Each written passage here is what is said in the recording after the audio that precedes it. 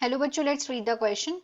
Cartilage fish are always marine and are always a monotelic or ureotelic. Question में बोला गया है कि जो कार्टिलेज फिश हैं वो हमेशा मैरीन होती हैं और हमेशा ये हम बताना है हमें अमोनोटेलिक है या यूरियोटेलिक है। क्वेश्चन का हम देखते हैं कि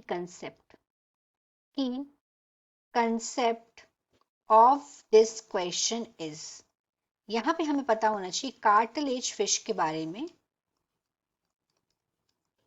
कार्टिलेज फिशेस जो होती हैं, अब कार्टिलेजिनस फिशेस को देखें तो इनका एक नाम और भी है जिसको बोलते हैं कॉन्ड्रिक्साइट। इनको बोलते हैं कॉन्ड्रिक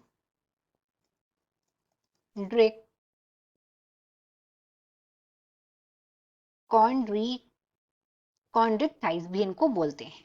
ये जो फिशेस हैं इनका जो स्केलेटन है वो प्राइमरी कार्टिलेज का बना होता है। इनका जो स्केलेटन है वो कार्टिलेजिनस स्केलेटन इनका होता है, जिनस स्केलेटन इनका होता है।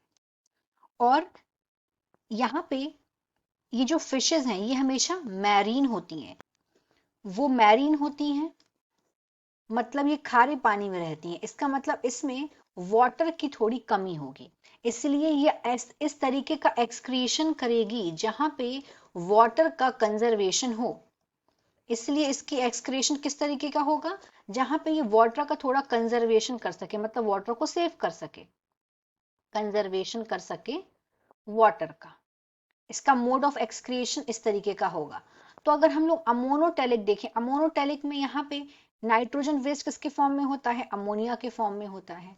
और अमोनिया क्या होता है, this is highly toxic. Ammonia बहुत टॉक्सिक होता है, इसीलिए यहाँ पे वाटर का अमाउंट जो है ज्यादा लगता है। अमाउंट जो है वो लार्ज अमाउंट लगता है वाटर का अमोनोटेलिक एक्सक्रीशन में, लार्ज अमाउंट ऑफ वाटर। क्योंकि जो अमोनिया है this is highly toxic, ammonia highly toxic होता है। इसीलिए जो कार्टिलेज फिश हैं इनमें जो इनका जो मोड ऑफ एक्सक्रिएशन होता है वो होता है यूरियोटेलिक। मतलब इनमें जो नाइट्रोजन वेस्ट होता है वो यूरिया के फॉर्म में होता है, और जो यूरिया है ये होता है less toxic than ammonia. This is less toxic than ammonia.